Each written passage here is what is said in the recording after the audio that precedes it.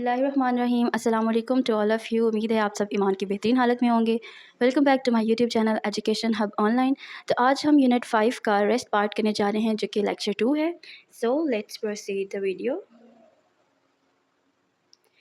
आज हम यूनिट 5 के जो रेस्ट पार्ट है यानी लेक्चर 2 में फॉर्मेशन ऑफ ग्लोबल एलिट के बारे में बात करेंगे, लिंग्विस्टिक पिक्चर ऑफ पाकिस्तान के बारे में बात करेंगे और जो लैंग्वेज है जिसको यूज़ किया जाता है डिफरेंट लेवल्स में एजुकेशन सिस्टम में, ठीक है। तो उस एजुकेशन सिस्टम के लिए ना तो उसका क्या साइड इफ़ेक्ट है, इम्पैक्ट है, हम उसके बारे में डिस्कस करेंगे और जो इसमें क्वेश्चन आंसर्स दिए गए हैं उसके बारे में भी डिस्कस करेंगे।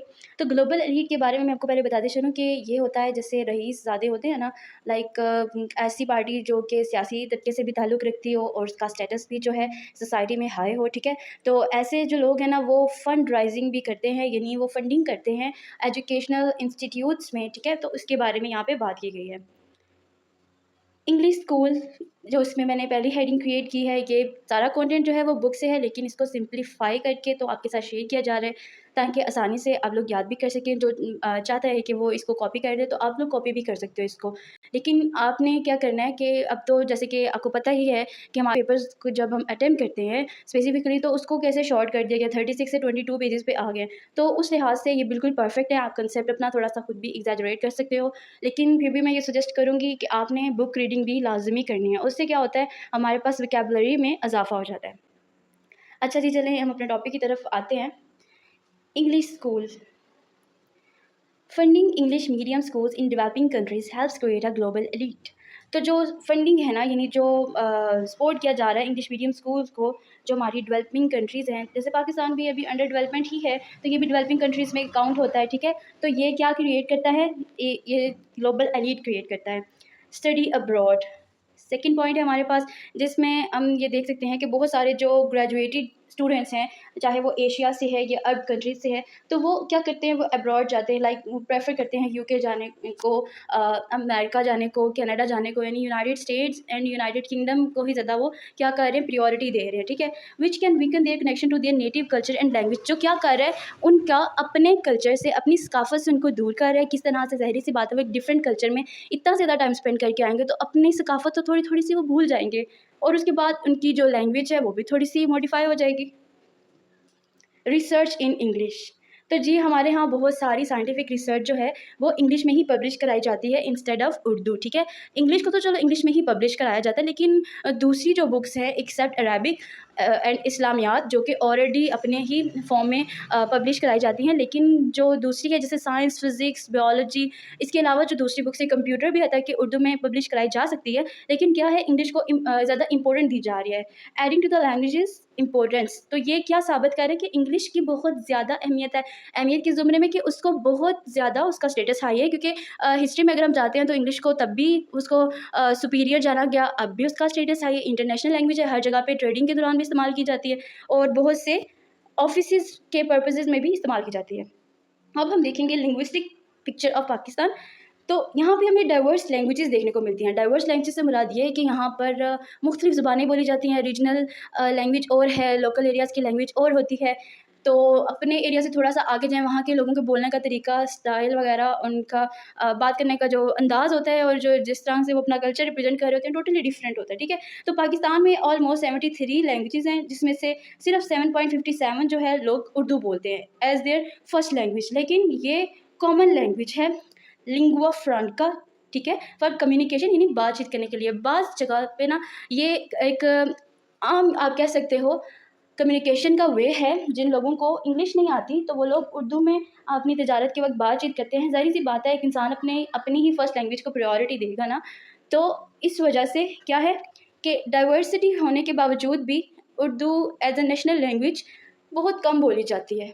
उसकी रीज़न क्या है कि उर्दू के बजाय यहाँ पे इंग्लिश को बहुत ज़्यादा अहमियत हासिल है। उसके अलावा हर ज़ाहिर-सी बात है जो बैकवर्ड एरियाज़ में रहने वाले हैं वो तो उर्दू कम बेशतर ही जानते हैं, लेकिन वो कोशिश करते हैं कि हम उर्दू बोल सकें, ठीक है। उर्दू एंड इंग्लिश, तो उर्दू क्या है, Urdu was made the national language after the independence. जैसे हम सबको पता है कि आज़ादी के बाद जो हमारी कौमी ज़ुबान डिसाइड की गई वो क्या थी, वो उर्दू थी। लेकिन जो इंग्लिश है de facto official language due to its historical use and the prestige. तो क्या कि इसको कोई फ़र्क ही नहीं पड़ा है, क्योंकि हिस्ट्री में इंग्लिश को सुप्रीमेसी हासिल थी, यानी वो सुपीरियर थी और अब भी इसका स्टेटस हाई है। अब जो इंग्लिश पाकिस्तान में बोली जाती है, English is used by many Pakistanis as a second language and is a symbol of power and status. तो जिस बंदे को इंग्लिश आती है पाकिस्तान में बोलना, उसको बड़ा हाई फाई बंदा भी जाना जाता है और समझा जाता है कि ये जो है बहुत इंटेलिजेंट है, इसका इंटेलेक्चुअलिटी जो है इसकी बड़ी ज़बरदस्त है, और उससे मशवरे वगैरह भी लिए जाते हैं जी, तो उसको नौकरी भी अच्छी मिल जाती है क्योंकि उसकी इंग्लिश अच्छी है। इम्पैक्ट ऑन लोकल लैंग्वेजेस, ज़ाहिर सी बात है कि लोकल लैंग्वेजेस पे तो इम्पैक्ट पड़ेगा जब फोकस सिर्फ दो ज़ुबानों पर है, एक फ़र्स्ट लैंग्वेज पर और एक सेकंड लैंग्वेज पर। तो जो मादरी ज़ुबान है वो तो अफेक्टेड होगी ना, जैसे सिंधी है, बलोची है, पश्तो, ब्राह्वी और उसके अलावा पंजाबी। सब minor languages are at the risk of extension. तो कुछ जो ऐसी ज़ुबानें हैं जो कि कम, बहुत ज़्यादा ही कम बोली जाती हैं, तो डर है कि आने वाले दौर में वो बिल्कुल ख़त्म हो जाएँ। Cultural impact, languages policies favouring English and Urdu amplify class and ethnic struggles. तो ज़ुबान जो है वो क्या शो करती है? इंसान का बैकग्राउंड शो करती है, कल्चर शो करती है, एक स्पेसिफिक कल्चर। हर ज़ुबान अपना कल्चर रखती है, ठीक है? हर ज़ुबान की एक अपनी सोसाइटी है। सोसाइटी नहीं है तो जी कल्चर नहीं है, और कल्चर नहीं है तो समझो जी ज़ुबान भी नहीं है। तो अगर ज़ुबान नहीं है तो कल्चर भी नहीं है, और जब कल्चर नहीं है तो फिर सोसाइटी भी नहीं है। ये आपस में सब इसी तरह से करस्पॉन्ड करते हैं। Need for balanced education. There is a need for a fair education system that values both English and Urdu equally, while also promoting regional languages to preserve cultural diversity and fairness. अब हमें यहाँ पे ज़रूरत है कि हम balance education system को introduce करवाएं, जिसके अंदर फेयर एजुकेशन सिस्टम हो, जहाँ पे इंग्लिश के साथ साथ उर्दू को भी बराबर की अहमियत दी जाए। ये ना हो कि ढेर सारी किताबें इंग्लिश में हो और बस एक उर्दू ही उर्दू में हो, ठीक है? तो इसके अलावा इनको बराबरी की अहमियत दी जाए, और जो रीजनल लैंग्वेज हैं उनको भी थोड़ी सी अहमियत दी जाए ताकि वो बिल्कुल ही ख़त्म ना हो जाए, हम उनको प्रिजर्व कर सकें, ठीक है? नेक्स्ट हमारे पास पॉइंट है जी, languages in use at different levels for education system. In Pakistan the education system uses different languages at different levels, but English has the most importance. तो पाकिस्तान में एजुकेशन सिस्टम में मुख्तलिफ ज़बानें बोली जाती हैं मुख्तलिफ सतहों पर, लेकिन जो इंग्लिश है ना उसका अपना ही मेयार है। तो वो कैसे कि प्राइवेट एलिटियस स्कूल्स में इंग्लिश पढ़ाई जाती है, और वो इंग्लिश मीडियम स्कूल भी कहलाते हैं, और वो फॉलो करते हैं ब्रिटिश एजुकेशन सिस्टम को। आर्म फोर्सेस स्कूल, जहाँ में जो आर्मी के स्कूल हैं वहाँ पे भी इंग्लिश में ही पढ़ाया जाता है, जो मोड ऑफ़ टीचिंग है वो इंग्लिश ही है, और उसके बाद वहाँ का भी कोर्स जो है इंग्लिश मीडियम का ही होता है। गवर्नमेंट और स्टेट स्कूल्स, जो गवर्नमेंट स्कूल्स होते हैं, स्टेट स्कूल्स होते हैं, वहाँ पे बच्चों की तादाद बहुत ज़्यादा होती है, चार्जेस जो फ़ीस है या तो कम होती है या कुछ एरियाज़ में फ़ी होती ही नहीं है, और वो नेशनल लैंग्वेज को प्रमोट करते हैं, उर्दू में अपने स्टूडेंट्स को पढ़ाते हैं और कोशिश करते हैं कि उनके पास जितना सिलेबस है इंस्टेड ऑफ इंग्लिश मीडियम वो उर्दू को ही पढ़ाएँ, क्योंकि मोस्टली जो होता है ऐसे स्कूल्स में अब तो मॉडिफ़िकेशन हो गई है कि गवर्नमेंट स्कूल्स भी जो हैं वो इंग्लिश मीडियम में हैं, और बच्चों के पास ये ऑप्शन होता है कि वो चाहे तो उर्दू में जाएँ, चाहे तो इंग्लिश में जाएँ। Home versus school language. Home language, about 92% of people speak their original language at home. तो ज़ाहिर सी बात है घर वालों के साथ हम उन्हीं के स्टाइल में ही बात करते हैं। अभी हम लोग अगर अपनी अपनी मिसालें खुद ही ले लें तो हम घर वालों के साथ कौन सी ज़ुबान इस्तेमाल करते हैं, ठीक है?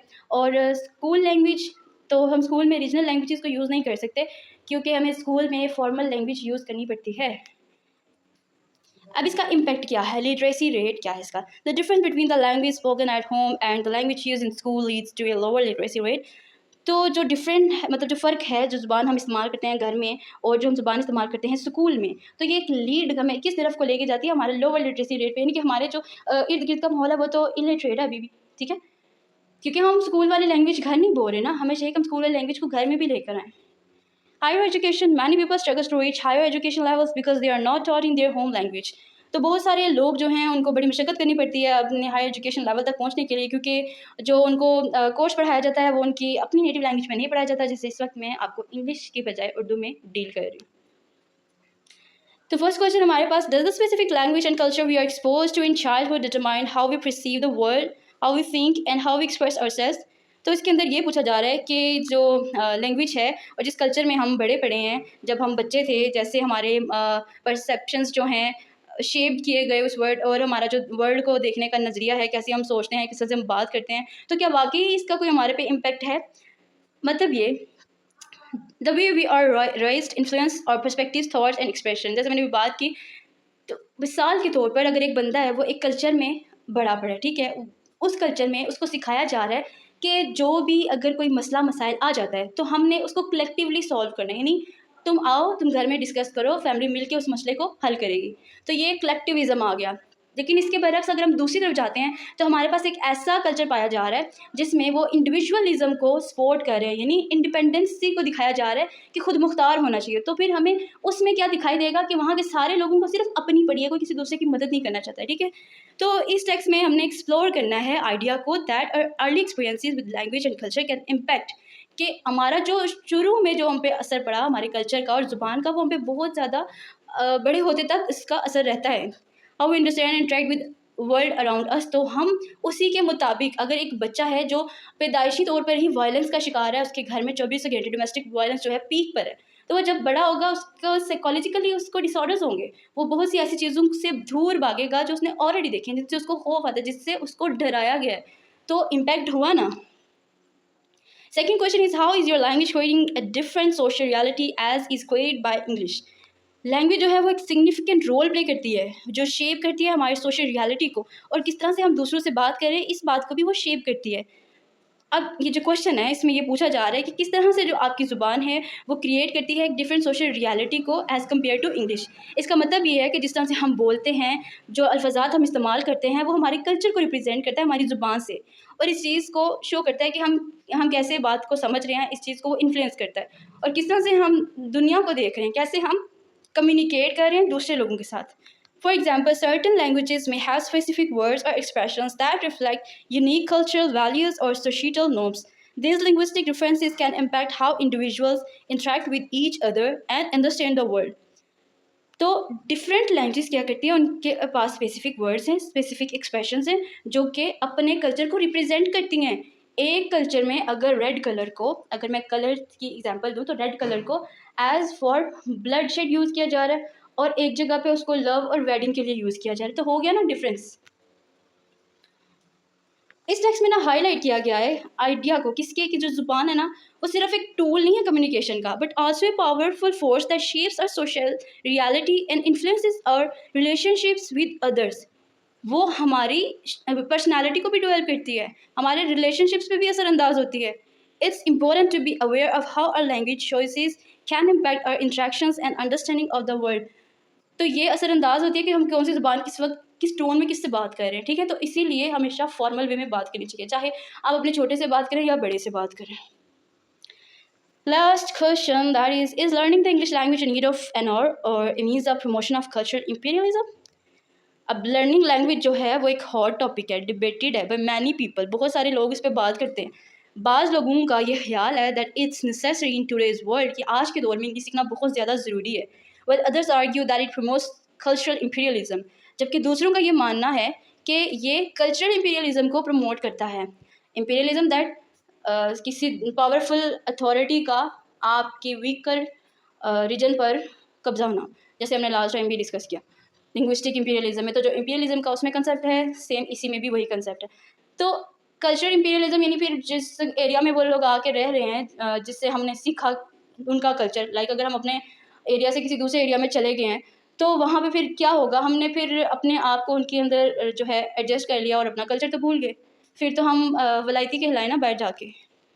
On one hand, learning English can be seen as a need of the hour because it is one of the most widely spoken languages in the world. एक तरफ तो ऐसा है कि ये ज़ुबान बहुत ही ज़्यादा ज़रूरी है आज के दौर में, क्योंकि हर जगह पे इसको बहुत ज़्यादा अहमियत दी जा रही है और ये पूरी दुनिया में बोली जा रही है। इस वजह से knowing English can open up more opportunities for communication, education and job prospects. For example, many international businesses use English as their primary language, so being proficient in English can help you succeed in a global economy. तो क्या है कि ज़ुबान जो English है वो बहुत सी opportunities हमारे तक लेके आती है, ठीक है। वो कैसे कि जिस बंदे को इंग्लिश में बात करनी आती है, जिस बंदे को इंग्लिश में पढ़ना लिखना आता है, उसके लिए बहुत सारी जॉब्स हैं, ठीक है। वो कैसे कि जैसे इंटरनेशनल बिजनेस है, उसमें इंग्लिश को बहुत ज़्यादा अहमियत दी जा रही है। जो प्राइमरी कम्युनिकेशन का रिसोर्स है वो इंग्लिश ही है, as because English is the international language. तो वर्ल्ड वाइड बोलने की वजह से इंग्लिश को बहुत ज़्यादा अहमियत हासिल है। तो जिसको इंग्लिश आती है वो फिर सब कुछ ही कर सकता है। So being proficient in English, यानी जो आप इंग्लिश को ताड़ ताड़ बोलेंगे तो वो आपको मदद करेगा ग्लोबल इकोनॉमी को विन करने के लिए।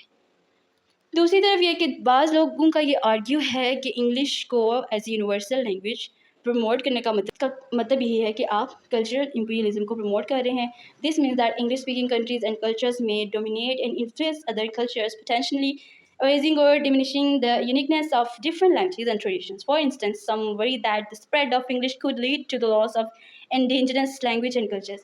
मैंने शुरू में ही बात की कि जब हम दूसरे बंदे के कल्चर में जाके रहेंगे या अगर हम किसी दूसरे के कल्चर को अपना लेते हैं तो फिर हमें अपना कल्चर छोड़ना ही पड़ता है, हम भूल जाते हैं। इंडिजिनस होते हैं जो कि नेटिव बोर्न हो, जैसे जो पाकिस्तान में पैदा होता है वो इंडिजिनस हुआ पाकिस्तान का, तो वो पाकिस्तानी नेटिव है। ओके, तो इसका कंक्लूजन यही है, the debate over learning English is complex and involves considering both practical benefits and the potential culture consequences. यानी इंग्लिश फ़ायदेमंद भी है, फ़ायदा भी देती है, और उसके नुकसानात भी हैं। नुकसानात कैसे कि हमें अपना कल्चर छोड़ना पड़ता है, क्योंकि लैंग्वेज जो है वो एक बंदे का कल्चर भी बताती है, उसके सोशल नॉर्म्स को भी बताती है। कहते हैं ना कि जो ज़ुबान है वो आपका बैकग्राउंड बताती है, तो वही कंसेप्ट आप यहाँ पे अप्लाई कर सकते हैं, ठीक है। Ultimately whether learning English is a need और form of culture imperialism depends on one's perspective and values. तो ये इंसान पे ही डिपेंड करता है कि इंसान ने किस वक्त कौन सी जगह पे किस चीज़ को कैसे इस्तेमाल करना है। आप चाहें तो एक अच्छे स्पीकर बन सकते हैं, इंग्लिश लैंग्वेज को यूज़ करते हुए अपने कंट्री को प्रमोट कर सकते हैं, अपने कल्चर को प्रमोट कर सकते हैं, instead of forgetting from where you belongs to. Okay, तो आज के लिए बस इतना ही, हमारा 5 मिनट डन हो गया है। पेपर का जो सॉल्व करने की स्ट्रैटेजी है नेक्स्ट यूनिट के साथ साथ हम उसको भी डिस्कस करेंगे। तो तब तक के लिए अल्लाह हाफिज़, और मेरे चैनल पे न्यू है तो ज़रूर सब्सक्राइब करें। वीडियो पसंद आई लाइक करें, नहीं पसंद आई तो तब भी लाइक करें। अल्लाह हाफिज़, टेक केयर।